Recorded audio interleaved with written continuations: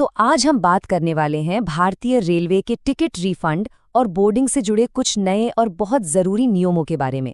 ये आपकी अगली ट्रेन यात्रा को पूरी तरह बदल सकते हैं, तो इस पूरी जानकारी को ठीक से समझने के लिए हमारे साथ अंत तक ज़रूर बने रहिएगा। हम सब जानते हैं कि जब अचानक कोई प्लान बदल जाता है तो ट्रेन टिकट कैंसिल कराना कितना महंगा पड़ सकता है। एक तो कंफर्म टिकट हाथ से जाने का डर और ऊपर से रिफंड कटने की चिंता, ये हमेशा बनी रहती है।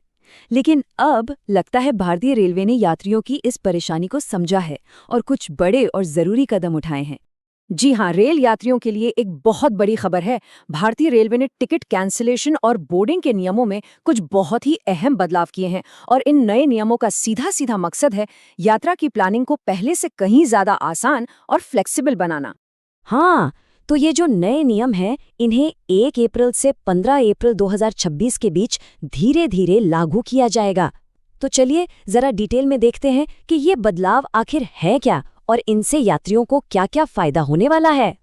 तो देखिए, नए नियम बहुत सीधे और साफ हैं।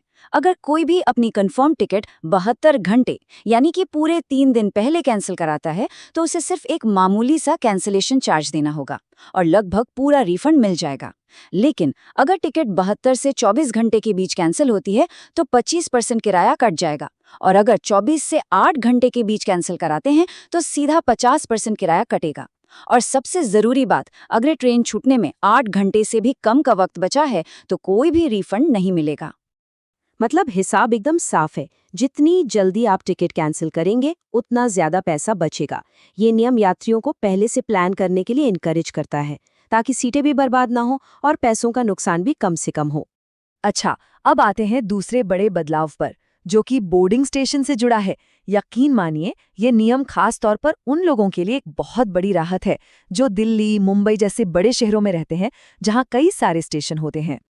देखिए, पहले क्या होता था, यात्री अपना बोर्डिंग स्टेशन सिर्फ ट्रेन का फाइनल चार्ट बनने तक ही बदल सकते थे, जो कि एक तरह की बंदिश थी। लेकिन अब इस नए नियम के तहत ट्रेन के छूटने से सिर्फ 30 मिनट पहले तक अपना बोर्डिंग स्टेशन बदला जा सकता है। ये सच में एक बहुत बड़ी सुविधा है। जरा सोच कर देखिए, दिल्ली, मुंबई या कोलकाता जैसे बड़े शहर में जहां ट्रैफिक की वजह से कभी-कभी अपने बुकिंग स्टेशन तक टाइम पर पहुंचना कितना मुश्किल हो जाता है। अब यात्री अपनी सहूलियत के हिसाब से किसी भी पास के स्टेशन से ट्रेन पकड़ सकते हैं। बस उन्हें 30 मिनट पहले ऑनलाइन ये छोटा सा बदलाव करना होगा। तो अब सवाल ये उठता है कि आखिर रेलवे ने ये बड़े बदलाव किए क्यों? इसके पीछे सिर्फ यात्रियों की सुविधा ही नहीं, बल्कि एक और बहुत ठोस वजह है।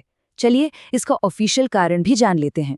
तो खुद रेल मंत्री अश्विनी वैष्णव के मुताबिक ये बदलाव टिकट दलालों यानी जो टाउट्स होते हैं उन पर लगाम कसने के लिए किए गए हैं। ये दलाल क्या करते थे कि बड़ी संख्या में टिकटें बुक करके उन्हें ब्लॉक कर देते थे और बाद में कैंसिल कराकर रिफंड ले लेते थे।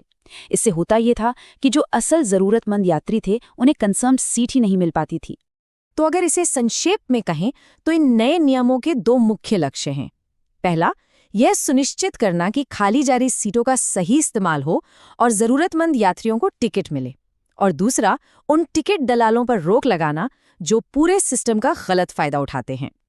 अब आते हैं सबसे जरूरी बात पर कि एक आम यात्री के तौर पर इन नए नियमों का पूरा फायदा कैसे उठाया जा सकता है।